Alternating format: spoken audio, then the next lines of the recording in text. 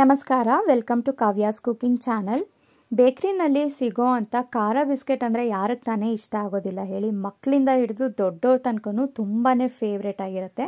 So ಇವತ್ತು ಆ ಖಾರ ಬಿಸ್ಕೆಟ್ನ ಯಾವ ರೀತಿ ಮನೆಯಲ್ಲಿ ಸಿಂಪಲ್ಲಾಗಿ ಮಾಡೋದು ಅಂತ ಹೇಳ್ಕೊಡ್ತಾ ಇದ್ದೀನಿ.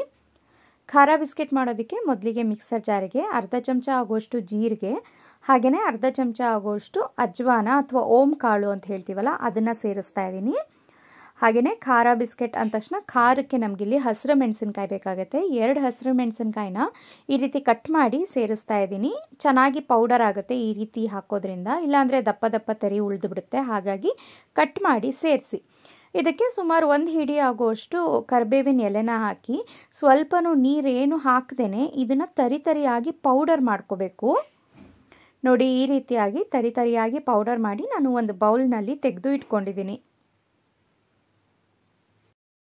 ಇವಾಗ ಬಿಸ್ಕೆಟ್ಸ್ ಮಾಡೋದಕ್ಕೆ ಬೇರೆ ಒಂದು ಪಾತ್ರೆಗೆ ನಾನು ಅರ್ಧ ಕಪ್ ಆಗುವಷ್ಟು ಬೆಣ್ಣೆ ಯೂಸ್ ಮಾಡ್ತಾ ಇದ್ದೀನಿ. ಅಂಗಡಿನಲ್ಲಿ ಸಿಗೋ ಬೆಣ್ಣೆನಾದರೂ ಯೂಸ್ ಮಾಡ್ಬೋದು. ಇಲ್ಲಿ ನಾನು ಮನೆ ಬೆಣ್ಣೆ ಯೂಸ್ ಮಾಡ್ತಾ ಇದ್ದೀನಿ. ಎಮ್ಮೆ ಹಾಲಿನ ಬೆಣ್ಣೆ ಇದು, ಹಾಗಾಗಿ ವೈಟ್ ಕಲರಲ್ಲಿ ಇದೆ. ಇದಕ್ಕೆ 2 ಟೀ ಚಮಚ ಆಗುವಷ್ಟು ಸಕ್ಕರೆ ಸೇರಿಸ್ತಾ ಇದ್ದೀನಿ. ಸಕ್ಕರೆ ಬದಲಾಗಿ ಸಕ್ಕರೆ ಪುಡಿಯನ್ನು ಸಹ ಸೇರಿಸ್ಬೋದು. ಇವಾಗ ಈ ಬೆಣ್ಣೆನ ಚೆನ್ನಾಗಿ ಬೀಟ್ ಮಾಡಬೇಕು. ಸುಮಾರು ಒಂದು 10 ರಿಂದ 15 ನಿಮಿಷ ಬೆಣ್ಣೆ ಸಾಫ್ಟ್ ಆಗೋವರೆಗೂ ನಾವು ಇದನ್ನು ಬೀಟ್ ಮಾಡಬೇಕು. ನೋಡಿ, ಇವಾಗ ಚೆನ್ನಾಗಿ ಬೀಟ್ ಮಾಡಿದ್ದೀನಿ. ಬೆಣ್ಣೆ ಸಾಫ್ಟ್ ಆಗಿದೆ, ಹಾಗೆ ಅದರಲ್ಲಿ ನಾವು ಸಕ್ಕರೆ ಹಾಕಿದ್ನಲ್ಲ ಅದು ಸಹ ಕರಗಿದೆ ನೀಟಾಗಿ. ಇವಾಗ ಇದಕ್ಕೆ ಮಿಕ್ಕಿದ ಪದಾರ್ಥನ ಮಿಕ್ಸ್ ಮಾಡ್ತಾ ಹೋಗೋಣ. ಮೊದಲೇ ಮಿಕ್ಸರ್ ಜಾರ್ಗೆ ಹಾಕಿ ಜೀರಿಗೆ, ಓಂಕಾಳು, ಹಸಿರು ಮೆಣಸಿನ್ಕಾಯಿ ಎಲ್ಲ ಪೌಡರ್ ಮಾಡಿ ಇಟ್ಕೊಂಡಿದ್ನಲ್ಲ ಅದನ್ನು ಸಂಪೂರ್ಣವಾಗಿ ಇದಕ್ಕೆ ಸೇರಿಸ್ತಾ ಇದ್ದೀನಿ.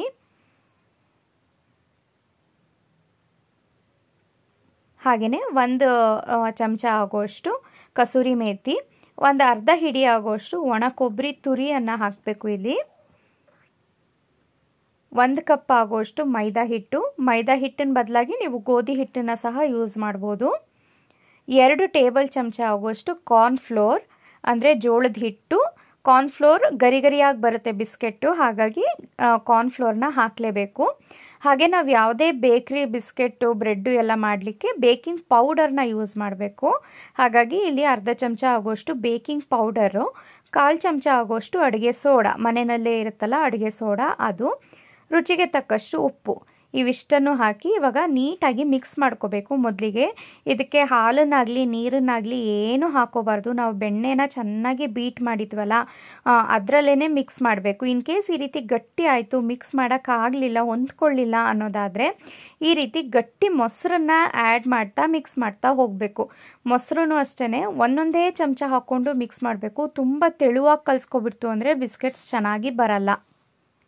1 ಚಮಚ ಮೊಸರನ್ನ ಹಾಕಿ ನೀಟಾಗಿ ಮಿಕ್ಸ್ ಮಾಡಿದ್ದೀನಿ. ಇನ್ನೂ ಸ್ವಲ್ಪ ಗಟ್ಟಿ ಇತ್ತು, ಹಾಗಾಗಿ ಇನ್ನೊಂದು ಚಮಚ ಮೊಸರನ್ನ ಹಾಕಿ ಬೆರಳುಗಳ ಸಹಾಯದಿಂದ ಮಾತ್ರ ಮಿಕ್ಸ್ ಮಾಡ್ತಾ ಹೋಗಬೇಕು. ಚಪಾತಿ ಹಿಟ್ಟು ನಾದೋ ರೀತಿ ನಾದಬಾರ್ದು. 3 ಚಮಚ ನಾನಿಲ್ಲಿ ಮೊಸರನ್ನ ಯೂಸ್ ಮಾಡಿದ್ದೀನಿ. ನೋಡಿ, ಈಗ ನೀಟಾಗಿ ಕಲಸಿದ್ದೀನಿ. ಇದು ಓಪನ್ ಮಾಡಿ ಸಹ ತೋರಿಸ್ತೀನಿ. ಒಳಗಡೆ ನಾದಿರೋ ರೀತಿ ಸಾಫ್ಟ್ ಆಗಿರಬಾರ್ದು. ನೋಡಿ, ಈ ರೀತಿ ಕ್ರಂಬಲ್ ಟೆಕ್ಸ್ಚರ್ ಇರಬೇಕು.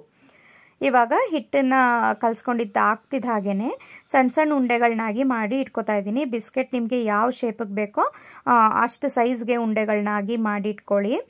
ಇವಾಗ ಆ ಉಂಡೆಗಳನ್ನ ತೆಗೆದು ಅಂಗೈ ಮಧ್ಯದಲ್ಲಿ ನೀಟಾಗಿ ಈ ರೀತಿ ಪ್ರೆಸ್ ಮಾಡಿ, ಒಳ್ಳೆ ಶೇಪ್ ಬರಬೇಕು ಅಂತೇನಿಲ್ಲ, ಜಸ್ಟ್ ಈ ರೀತಿ ಪ್ರೆಸ್ ಮಾಡಿದ್ರೆ ಆಯಿತು. ಇವಾಗ ಶೇಪ್ ಹಾಗೇನೂ ಸಹ ನೀವು ಬೇಕ್ ಮಾಡ್ಕೋಬೋದು. ಇಲ್ಲ ಈ ರೀತಿ ಚಾಕುವಿನ ಬ್ಲಂಟ್ ಎಡ್ಜ್ ಇರುತ್ತೆ ನೋಡಿ, ಅದರಿಂದ ಈ ರೀತಿ ಸ್ಕ್ವೇರ್ ಶೇಪಾಗಿ ಅದ್ರ ಮೇಲೆ ಮಾರ್ಕ್ ಮಾಡ್ಕೋತಾ ಹೋಗಿ, ಅದು ಬೇಕಾದ ನಂತರ ತುಂಬ ಒಳ್ಳೆ ಡಿಸೈನ್ ಬರುತ್ತೆ ಬಿಸ್ಕೆಟ್ ಮೇಲೆ. ಹಾಗಾಗಿ ನಾನು ಈ ರೀತಿ ಬಿಸ್ಕೆಟ್ ಶೇಪ್ ಮಾಡ್ತಾ ಇದ್ದೀನಿ. ಪ್ಲೇನ್ ಹಾಗೇನೂ ಸಹ ನೀವು ಬಿಸ್ಕೆಟ್ಸ್ನ ರೆಡಿ ಮಾಡ್ಕೋಬಹುದು. ಎಲ್ಲ ಬಿಸ್ಕೆಟ್ಸ್ನು ರೆಡಿ ಮಾಡಿ ನಾನು ಬೇಕಿಂಗ್ ಟ್ರೇನಲ್ಲಿ ಇಟ್ಕೊಂಡಿದ್ದೀನಿ. ಪಾರ್ಚ್ಮೆಂಟ್ ಪೇಪರ್ನ ಹಾಕಿ ಇದನ್ನು ಬೇಕ್ ಮಾಡಬೇಕು. 200 ಡಿಗ್ರಿ ಸೆಲ್ಸಿಯಸ್ನಲ್ಲಿ ಪ್ರೀ ಹೀಟ್ ಮಾಡಿ 10 ಮಿನಿಟ್ಸು. ಅದಾದ ನಂತರ 20 ಮಿನಿಟ್ಸು 2 ರಾಡ್ಸು ಆನ್ ಇಟ್ಟು ಬೇಕ್ ಮಾಡಿದ್ರೆ ನೋಡಿ ಈ ರೀತಿಯಾಗಿ ಗೋಲ್ಡನ್ ಬ್ರೌನ್ ಆಗಿ ರೆಡಿ ಆಗುತ್ತೆ ಬಿಸ್ಕೆಟು. 15 ರಿಂದ 20 ನಿಮಿಷದಲ್ಲೇ ರೆಡಿ ಆಗಿಬಿಡುತ್ತೆ. ಬಿಸ್ಕೆಟ್ಗೇನು ಜಾಸ್ತಿ ಟೈಮ್ ಹಿಡಿಯೋದಿಲ್ಲ ಓವನ್ನಲ್ಲಿ. ನೋಡಿ, ಮೇಲ್ಗಡೆನೂ ಲೈಟಾಗಿ ಗೋಲ್ಡನ್ ಬ್ರೌನ್ ಬಂದಿದೆ, ಹಾಗೆ ತಳಭಾಗನೂ ಅಷ್ಟೇ ಸೀದೋಗಿಲ್ಲ, ನೀಟಾಗಿ ಇದೇ ರೀತಿ ಇರುತ್ತೆ ಬೇಕ್ರಿನಲ್ಲಿ. ನಿಮ್ಗೆ ಇನ್ನೂ ಒಂದು ಸ್ವಲ್ಪ ಡಾರ್ಕ್ ಕಲರ್ ಆಗಿ ಬೇಕು ಅನ್ನೋದಾದರೆ ಇನ್ನೊಂದು ಎಕ್ಸ್ಟ್ರಾ 5 ಮಿನಿಟ್ಸ್ ನೀವು ಎಕ್ಸ್ಟ್ರಾ ಕುಕ್ ಮಾಡ್ಕೋಬೋದು ಇದನ್ನು. ಬಿಸ್ಕೆಟ್ಸ್ಗೆ ಆ ರೀತಿ ಶೇಪ್ ಕೊಟ್ಟಿರೋದು ನೋಡಿ ತುಂಬಾ ಚೆನ್ನಾಗಿ ಕಾಣಿಸ್ತಾ ಇದೆ. ನೋಡ್ತಿದ್ದ ಹಾಗೆ ತಿನ್ನಬೇಕು ಅನ್ನಿಸ್ತಿದೆ.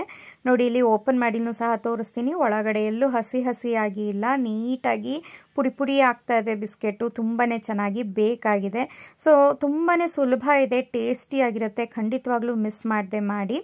ರೆಸಿಪಿ ಇಷ್ಟ ಆಗಿದ್ರೆ ಪ್ಲೀಸ್ ಚಾನಲ್ನ ಸಬ್ಸ್ಕ್ರೈಬ್ ಮಾಡ್ಕೊಳ್ಳಿ. Thank you.